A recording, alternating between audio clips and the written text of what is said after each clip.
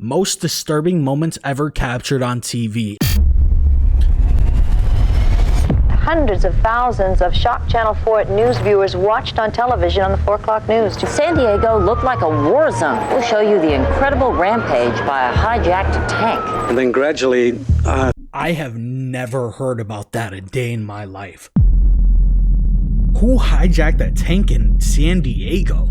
When was that? I thought, well, he's not moving, and, well, there must be something wrong. And my wife said, oh, there can't be anything wrong, because they would have cut it out. And I said, no, it's live. We are getting reports that your son has been found alive in your basement. What? You don't turn on the What? Yo, this is about to be a banger. TV expecting to see something awful, but when it happens, you remember it for the rest of your life. These are the most disturbing moments that aired on TV. We'll begin with lighter stuff and work our way to the worst of the worst. So my goal this year is to give you guys double the amount of videos without sacrificing quality. To do that, we got to keep growing, and it would mean the world to me if you follow me right now on this app, and I will do my very best to make the best videos I possibly can on Visual Venture, and you are awesome. The Flying Priest. In April 2008, Brazilians saw something insane on TV. A Catholic priest floated into the sky, but it wasn't magic. The priest tied 1,000 helium balloons to a chair. Then he strapped himself in. That's how he got off the ground. TV cameras caught the whole thing. At first, it looked beautiful, but what happened next made it one of the most disturbing things ever shown on. There was no way that this was broadcasted on live television, man.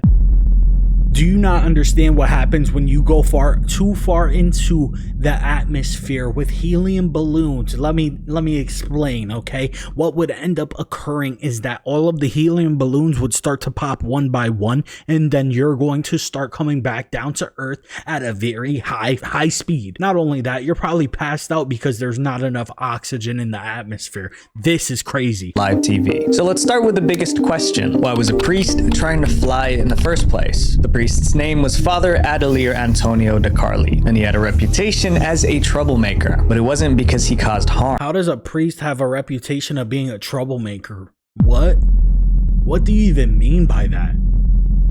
I don't think you should be a priest if you're gonna be considered a troublemaker, dog. That's my personal opinion. He was considered a troublemaker because he was determined to help people no matter what it took. Father Carli fought to protect human rights. He argued with city officials. He led protests. He didn't care about danger as long as he was helping someone. Okay, that's a good cause to be considered a troublemaker, if I do say so myself. Then around 2007, he got another idea to help people. It might have been the riskiest idea he ever had. Hundreds of truck drivers passed through Father Carli's town, and he loved preaching to these truckers. So he started building a roadside chapel meant to provide spiritual assistance to truckers. It was a place where truck drivers could park, rest, and hear about God. But building this church would cost a lot of money. So he came up with a plan to get donations. He would break a world record. Father Carli planned to fly for 19 hours using balloons. That would break the record for cluster ballooning, or the longest time flying with helium balloons. If it succeeded, he would get attention, and that attention would bring donations. It sounded like a straightforward plan, but things started going wrong well before liftoff. The first problem happened when Father Carli signed up for paragliding lessons. It sounds like a good idea at first, but when you put it into practice, it's not. How many hours did it say? 18 hours straight on balloons? That's not happening, man. He ended up getting kicked out because he disobeyed his trainer. The school called Father Carli an inexperienced and undisciplined student. Getting kicked out messed up his training, but it didn't stop him. That brings us to April 2008, the day of the balloon flight.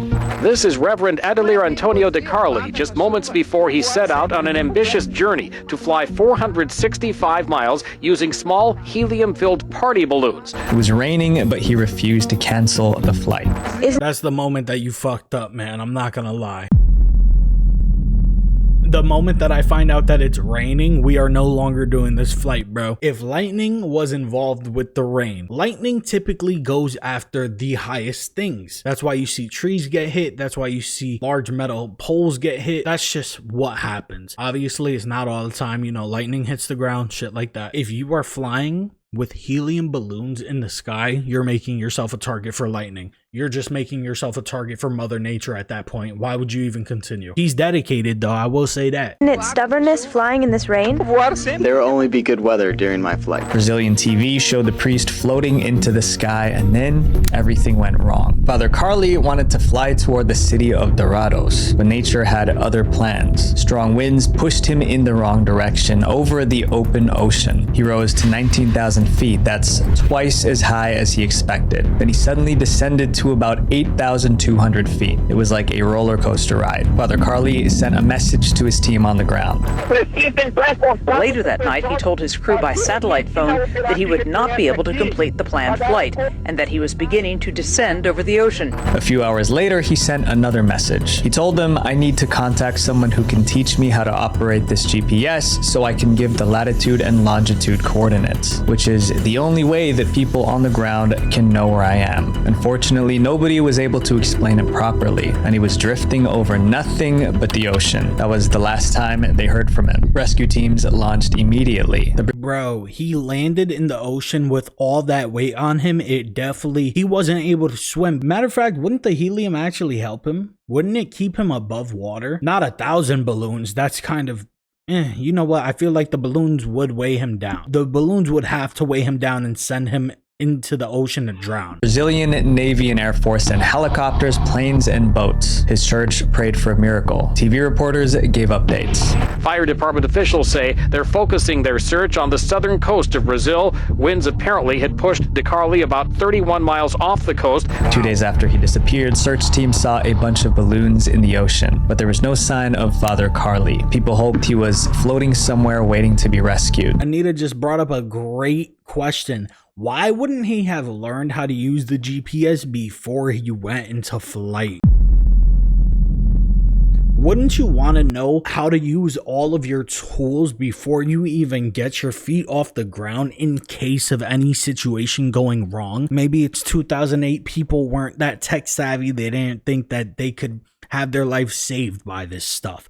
But it's not rocket science. Passed, then weeks, there was still no sign of him. 3 months later, tugboat workers saw a body in the water. It was off the coast of southeastern Brazil. DNA tests confirmed that it was Father Carly. Father Carly floated into the sky on TV, but passed away alone in the ocean. Some called him brave, others called him reckless, but everyone agreed that what he did was for a good cause. There are millions of interviews on TV, but this next one became evidence in a criminal case. It was very brave and it was for a good cause. That's a terrible way to go because everybody knew that you died. After you weren't found for 2 days and you were floating over the ocean, nobody heard back from you. At that point, we know that we're looking for a body. It was very dumb.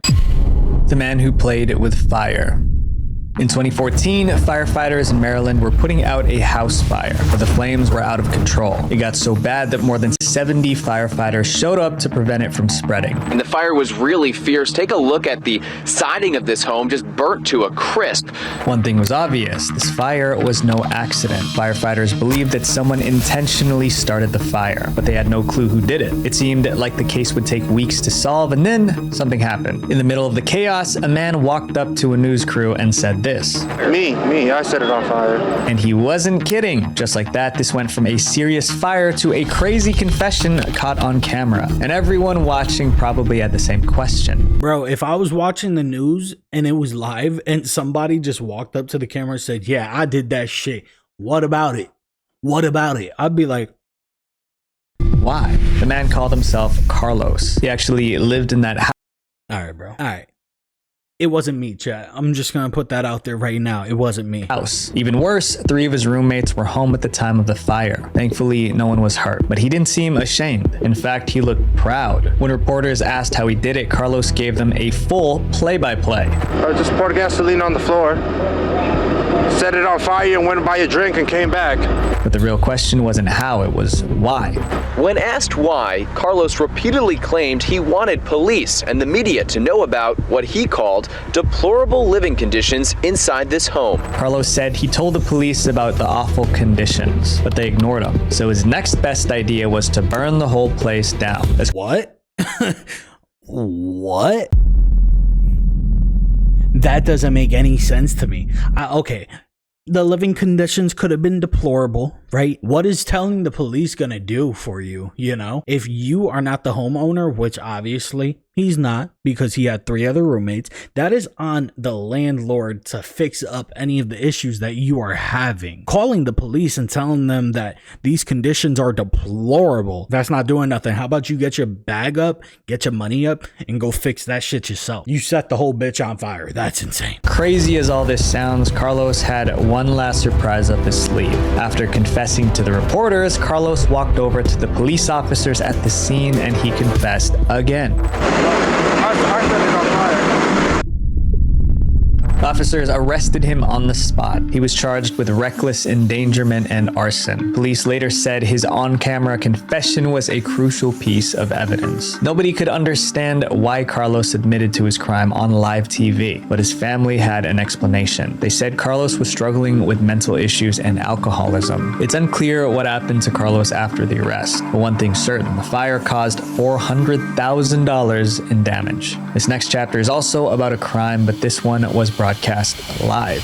Yo, I like how he just goes right into the next one without a singular pause. He just keeps on going, but that guy's an idiot. $400,000 in damage. I'm assuming he did end up getting a felony charge. The Berlin poker heist. The European Poker Tour is the largest poker tournament in the world. Thousands of gamblers show up to compete, and the winner walks away with life-changing money. In 2010, the grand prize was $1.36 million. Organizers booked a luxury hotel for the German leg of the event. It was streamed live online and on select TV channels. On March 6th, players showed up. Organizers booked a luxury hotel for the German leg of the event. It was streamed live online and on select TV channels. On March 6th, players showed up for another day of poker, but that day was going to be special for all the wrong reasons. At exactly 2:15 p.m., the tournament descended into chaos. With the tournament's own TV camera rolling, the action unexpectedly moved off the table when 4 masked men shouted robbery and stormed the Berlin Hotel ballroom. The robbers wore masks and carried different types of weapons, including a machete. People screamed and hid under the tables. But the intruders weren't there to rob the players. Their sights were set on one thing: the bags of cash at the registration desk. They snatched. Yeah. That actually makes a lot of sense that they would do something like this, because if the grand prize is $1 million, everybody has to buy into these poker games. There's probably 100,000, hundreds of thousands, maybe even a full million. Some tournaments are like $10,000 buy-ins. It makes sense why there would be a robbery. Money and made for the exit. Then things got messier. A security guard tried to stop the registration desk. They snatched the money and made for the exit. Then things got messier. A security guard tried to stop them. It was like a clumsy game of tag. But in the end, all 4 robbers managed to escape. They made away with about $250,000. And they did it in front of the cameras broadcast around the world. But the live robbery wasn't the dumbest thing they did, because these guys made mistakes at every stage, before, during, and after the robbery. It turns out one of the robbers played in the tournament before the robbery. He said, Wow, you're fucking stupid. Oh my god. It's always these type of people, right? They're sore losers. They end up losing, and then they're like, fuck it, I'm gonna get my money back. But like, why would you play in the tournament if you were trying to case the room and see where the entrances are, where's your exits, where's the registration? Okay, I kind of understand. But at the same time, if you're not wearing a face mask when you come back in, if you have identifiable clothes, you're gonna get caught. Rookie shit, bro. I sit here and I act like I've ever robbed anything in my life. Signed up so he could get in, scout the building, and study the security. Even with all that prep, it didn't take long for police to identify them. They probably realized the cops were closing in, because less than a week later, one of the robbers turned himself in. And then he snitched on the rest of his gang. It only took 2 weeks for all 4 to be arrested. In absolutely horrible heist crew. 2011, they were sentenced to between 3 to 6 years in prison, but the money they stole was never found. Up next is a case of desperation and revenge. The man with nothing to lose. In 1995, Sean Nelson's life was a mess in every sense of the word. It's always the one, man. The weakest link will have everything fucked up every time. It always just takes one weak link, bro. Only 35, but he had been kicked out of the army for disciplinary issues. Then his wife left him. His business collapsed. His house was being foreclosed upon, and he started taking substances. Sean was broken and bitter, and when he finally snapped, it became breaking news on TV. On May 17th, 1995, Sean snuck into the National Guard Armory in San Diego, and he went straight to where they kept the tanks. He climbed into an M60A3 tank and got it running. Remember, how do you break into a fucking National Guard armory? Titan said it earlier, they didn't play enough GTA. This guy played enough GTA. Sean served in the military, so he knew his way around the tank. By the time someone at the armory tried to stop him, it was too late. Sean was already rolling that tank into the city of San Diego. The tank moved through the streets at 30 miles per hour, destroying everything in its path. There was no ammunition in the tank, but Nelson left a trail of crushed cars, broken utility poles, and gushing fire hydrants. Wow. He knocked out power to over 5,000 people. And at one point, he tried to collapse a bridge by ramming its supports. Police followed in cars and helicopters, but following didn't stop him. TV stations interrupted regular programs to air the chase live. 58 tons of war machine on a rampage in San Diego. After 25 minutes of chaos, Sean drove the tank into State Route 163, and the tank got stuck. The police saw their chance. Officers climbed into the tank. They used bolt cutters to break through the hatch. Then they ordered Sean to surrender and get out of the tank. I wonder if his objective was to actually harm anybody, or if he was just pissed off and he was just trying to cause as much damage to San Diego as possible, because it doesn't say that he killed anybody. It just said that he did a lot of damage to the city. Fused, and because they didn't know if he was armed and dangerous, they fired. Sean didn't make it. The next day, that San Diego street looked like a war zone. He flattened at least 40 cars. The damage ran into hundreds of thousands of dollars. A man who reportedly had emotional and financial problems got a hold of an army tank last evening and took it on a wild ride through. By some miracle, no one else lost their life. What happened to Sean was a tragedy. He was struggling with mental health problems, and in the end, he just couldn't hold on. This next case is about a family whose darkest secret. Obviously, everybody has their own mental health issues, right? This was in 1999, but nowadays, a lot of people are struggling with mental health issues. Just go see a therapist. Go talk to a friend. Go talk to somebody that you're close to and just put your feelings out on the table. Obviously, you need to have a safe space. If you don't have a safe space in your life, you probably need to go talk to a therapist. He just was down on his luck. His wife left him. He was doing drugs. He was going broke. So he turned to doing the craziest shit that a person could ever do. You broke into a National Guard armory and stole a tank and just ran through San Diego. Take care of your mental health, I guess. This next case is about a family whose darkest secret was exposed on live TV. The secret in the basement. Charlie Bothell went missing on June 14th, 2014, and his entire neighborhood started searching for him.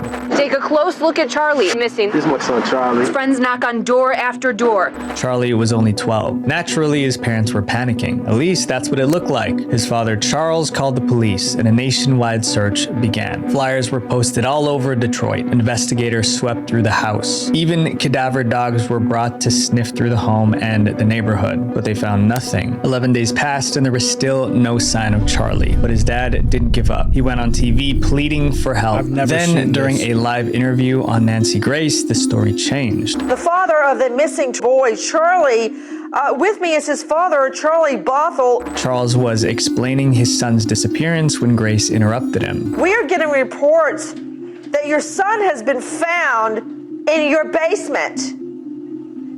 Charles was shocked, or at least he looked shocked. For several seconds, he was speechless. His reaction went viral. Millions of people didn't get it. How do you miss your own child in your own basement? That news reporter was standing on fucking business. She said, "We found your child in your basement."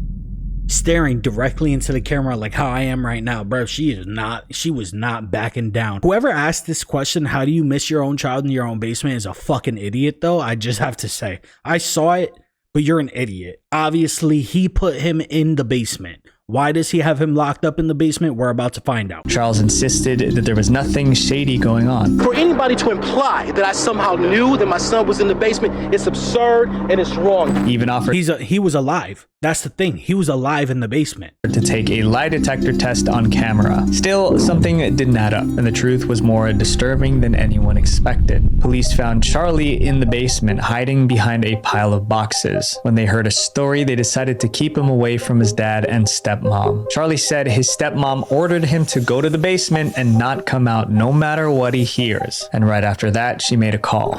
He then says she called his dad and said that she didn't know where Charlie was and couldn't find him. It sounded like the stepmom faked the whole thing, but Charlie said his dad wasn't innocent either. He gave many examples of how his dad treated him badly. Charles and his wife were immediately arrested. Then came the trial, and the kid testified. Second time now, a brave young man took the stand to testify against his own father and stepmother. Convicted, the parents faced life in jail, but in 2016, I like this dude, Visual Venture. I really enjoy his video, but he's not getting into the nitty gritty of these cases and what was happening. He's like going very surface level. He's not giving all of the information, which is kind of blowing me right now, because what the fuck did these parents do to the kid, man? 16, the dad accepted a plea deal. He avoided prison, got probation, and lost custody of his son. The stepmom took a deal too. More importantly, Charlie was safe. He went to live with other relatives.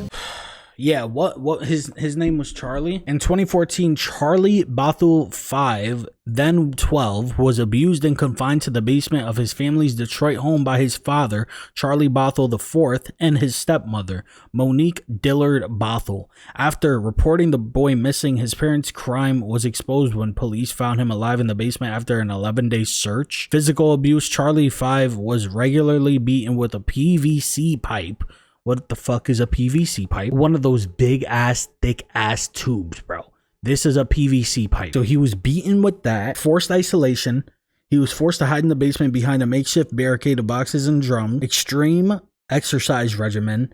And psychological abuse. Wow. What a fucking piece of shit. The mind of a killer.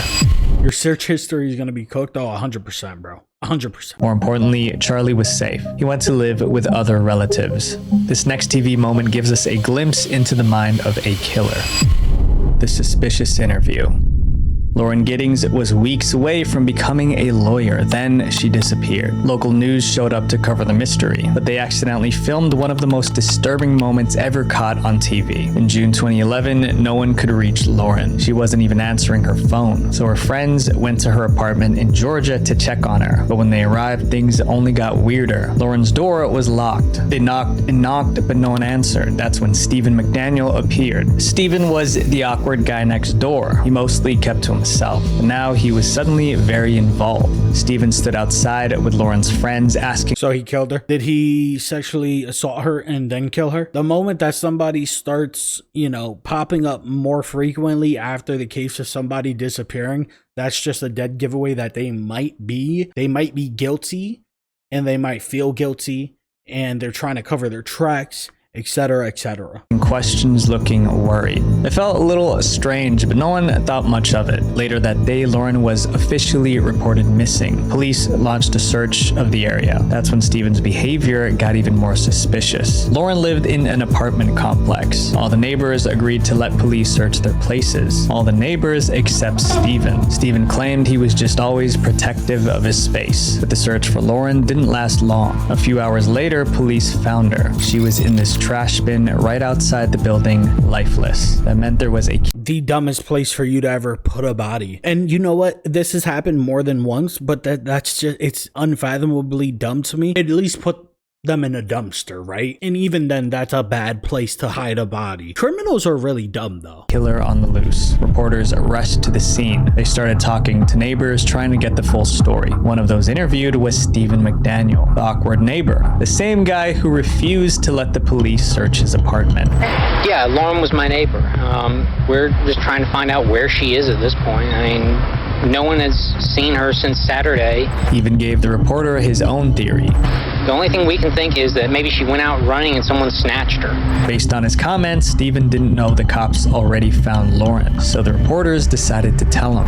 The parking lot area, I know they've been doing a lot of, I think that's where they have recovered the body or whatever they recovered from there. Stephen's face dropped. His reaction. That's crazy. I mean, obviously, you know, when you hear bad news or you get caught up in a lie, you can't really tell that your facial expression is changing. Anybody who saw this on television, especially a good detective, saw his body language and been like, yeah, that's the murderer. This is just, look at him. He's literally just stuck. He's stone cold, bro. His face dropped. His reaction looked like shock or maybe even fear. Are you okay, sir? I think I need to sit down. Okay. Soon that reaction would go viral online. After what happened to Lauren, police started questioning everyone around her. Since Stephen lived next door, he was brought in right away. But his attitude made it obvious he was hiding something. No matter what detectives asked, Stephen gave short, evasive answers. Sometimes he just stared at the wall. Then the real evidence started coming in. Police got a search warrant for Stephen's apartment. One of the first things they found was a master key to the apartment complex. Wow. Turns out Stephen stole that master key, and on the night Lauren disappeared, he used it to sneak into her apartment. Police also found photos of the victim and a hacksaw covered in her DNA. Wow. Then Stephen's old roommate came forward. What he told police made Stephen look more guilty. He said that when they lived together, Stephen used to talk about what would be the perfect murder and how to cover it up. Detectives also uncovered a possible motive. When she was If that was the best way to murder somebody and cover it up, buddy, I got something to tell you. That is definitely not the best way to commit a murder and cover it up. Holy shit. You chopped her up, put her in a garbage bag, and threw her out in your own trash bin? What the... Guys, I find that the best way. You know what that reminds me of? That reminds me of Scary Movie Officer Doofy reporting for duty. Live, Lauren told her friends that Stephen asked her out for a date, but she turned him down because he made her feel uneasy. At this point, the cops had seen enough. Stephen was arrested, but when the news broke, everyone kept going back to the same video. Are you okay, sir? I think I need to sit down. Okay. Suddenly, it wasn't just a news interview. It was a criminal pretending to be innocent on live TV. In August 2011, Stephen McDaniel was officially charged with murder. For years, he refused to confess, but the evidence kept piling up. If he went to trial and lost, he could be sentenced to death. So in 2014, he finally gave in. He accepted the plea deal this morning. Well, he'll serve life in prison with the opportunity for parole again in 2041. Stephen is still in prison. He's not getting out. He's not getting out in 2041. What the fuck are we talking about? He's not getting out. There was no reason for him to have committed that murder whatsoever. It was a crime of passion, but like the girl didn't even know him like that. Today, but his TV appearance remains one of the most haunting interviews ever broadcast. This next case wasn't just a moment. It was a hostage situation. Crisis at KNBC. In August 1987, viewers tuned into KNBC's afternoon news. They had no idea they were about to witness a crime. A reporter, David Horowitz, was midway through his segment. Suddenly, a strange man stepped out of the shadows. He had been sitting quietly until David Horowitz was ready to begin broadcasting his consumer segment. The intruder was 34-year-old Gary Stolman, and he had a weapon. Gary stood right behind David Horowitz. Because, you know, one of the nicest things about shopping by mail order... Pardon me? What is this? He handed a note to Horowitz and ordered him to read.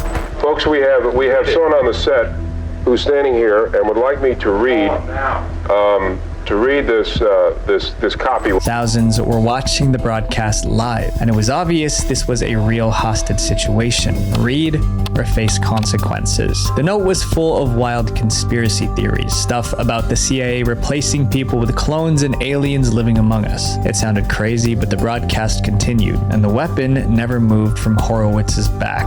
I was warned in 1981 by someone with connections at the CIA to stay off the computers, that they didn't trust people on computers. Behind the scenes, producers were panicking. They decided, bro, what? I know that this isn't the first time that there's somebody who's came onto like a live news network and held somebody hostage or shot themselves or whatever the case is. But What is he talking about right now? He's talking about aliens in the CIA, and this was back in the day. Maybe dude was onto something. Maybe he was the reason that Area 51 was created. We'll never know. To cut the feed. After 28 seconds of the live hostage situation, they went to the commercials. But the hostage taker didn't realize the broadcast had been cut. Horowitz kept reading, word for word. It took about 7 minutes to finish. But when the statement had been read, the gunman placed the gun on the desk and anchorman John Beard grabbed it. Police rushed in moments later. Gary didn't resist. He let them arrest him without a struggle. That's when they realized it wasn't even a real weapon. It was a toy. But the surprises didn't end there. Everyone wanted to know who the intruder was and why he did it. Turns out he was mentally ill. After Gary's arrest, his father released a statement. I do have a sick son. He has been hospitalized a number of times. I am thankful he wasn't. Because of his condition, the court gave him a plea deal. He was put on 3-year probation and sent to a mental facility. I feel like that's justified. Considering the fact that it was just a toy gun, it's justified. Whatever he had that news anchor spewing was absolute bullshit, but nobody was harmed. I guess no harm, no foul. This next TV moment started with laughter and ended in tears. The final show. On April 15th, 1984, 12 million people sat down to watch Live from Her Majesty's. It was a Sunday night live variety show in the UK. The audience expected jokes, music, and laughter. But that night, the show ended with death. The headliner that night was Tommy Cooper. Tommy was one of the most famous comedians in the UK. Tommy's whole act was built around failure. He acted like a buffoon, doing magic tricks that always went wrong. I shall now produce from empty cloth 4 live ducks. By the 1970s, Tommy was a superstar in the UK, but off stage, his life was far from great. For starters, he smoked constantly. Some reports say he went through 40 cigars a day, and that wasn't his only vice. What the fuck? 40 cigars a day? Do you know how much tobacco is in one cigar? This man was an actual walking chimney. How the fuck is he able to even stand and breathe at the same time? Tommy also... Well, you're not supposed to inhale cigars, by the way, but if you're going through 30 a day, I assume that you're probably inhaling quite a bit of it. Drank constantly. He said drinking helped him overcome his stage fright, but that coping mechanism became a full-blown addiction. Tommy was usually intoxicated while performing on stage. One time he did a magic trick involving a guillotine, which was extremely dangerous. But Tommy was tipsy that night, so he forgot to put the safety catch on. If the floor manager hadn't jumped in at the last minute, someone on stage could have been seriously hurt. People around Tommy were concerned about his addictions, but as long as he kept the audience laughing, shows kept booking him. And he said, I didn't do it.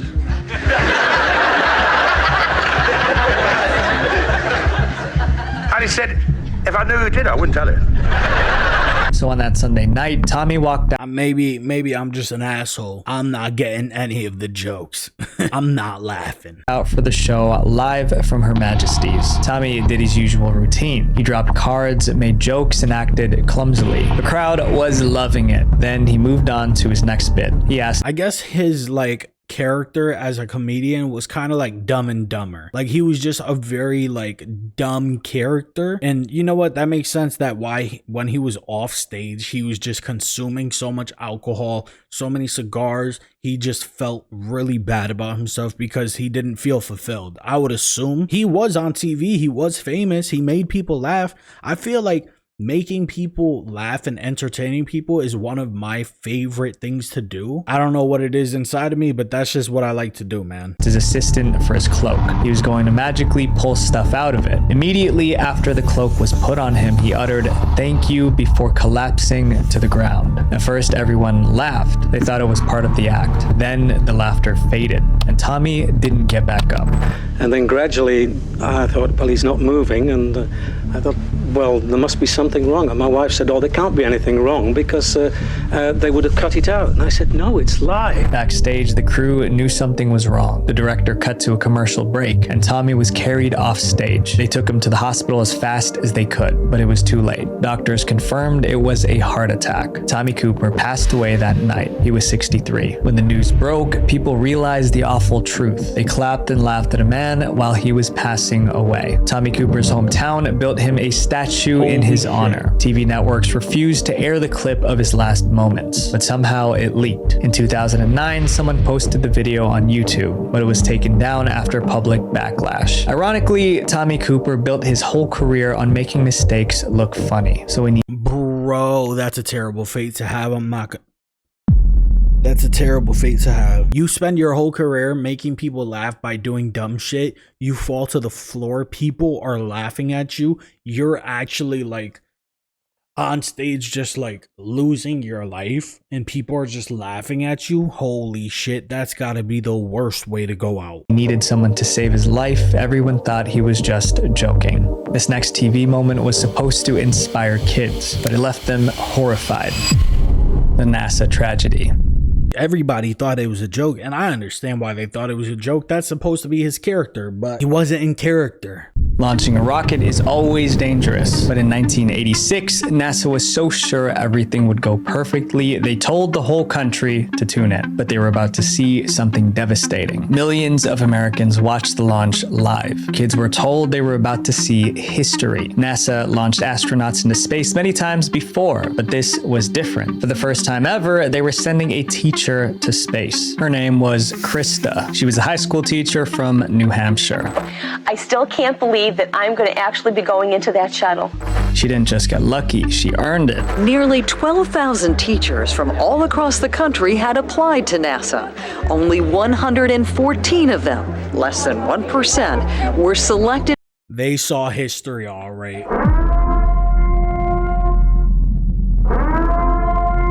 Shame on you. Shame on you. Shame on you. Terrible. To continue in the competition. Krista was going to be the first American civilian in space, so NASA turned her launch into a huge national event. She did interviews, posed for cameras, and answered tons of questions. But the big question was whether she felt safe. Space flight today really seems safe. We had a good example. This was in 1986. They thought that that space flight was safe back then. But it's not even safe now. We just had a bunch of people go into space and they literally got trapped up there for months on end. What? Wow. Of that when NASA shut down the last one through the computer because one of the backup systems wasn't working.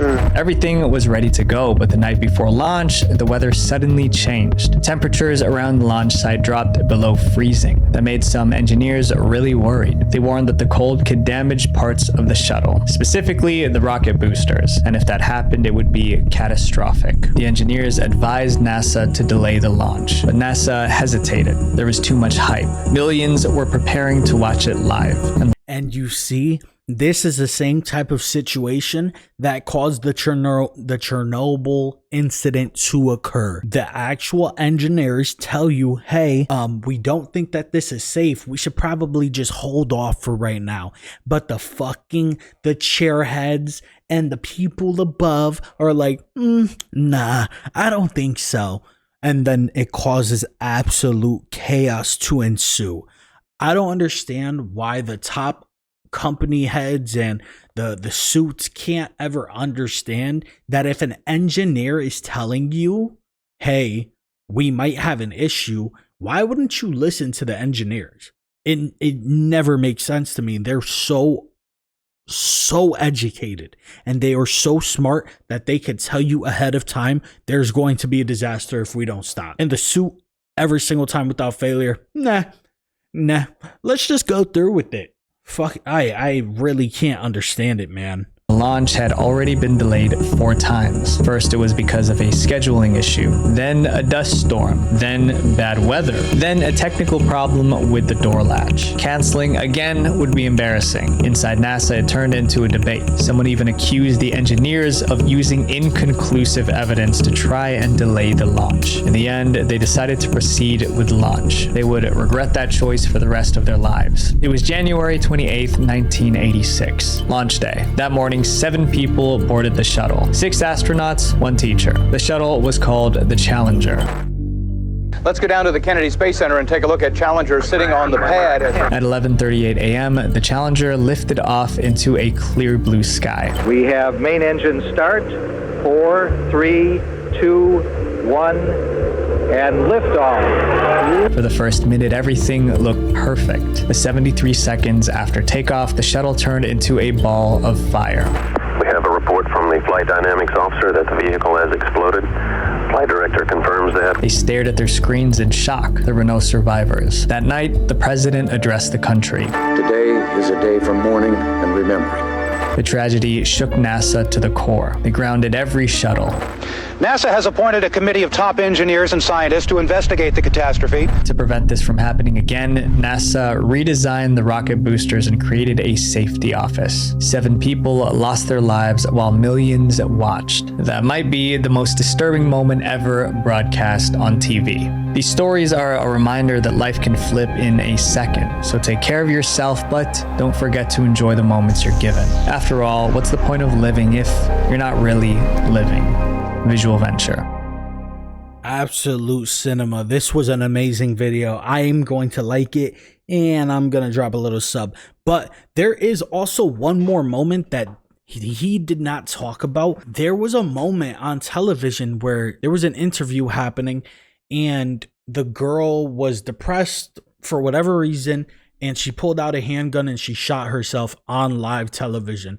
I don't know why this isn't inside of this video. However, I'm not going to fault him. He brought up a lot of moments that I have never heard of. So, W video, very, very educational, if I do say so myself.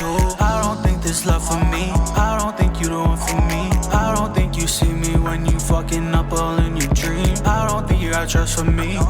Just ain't what I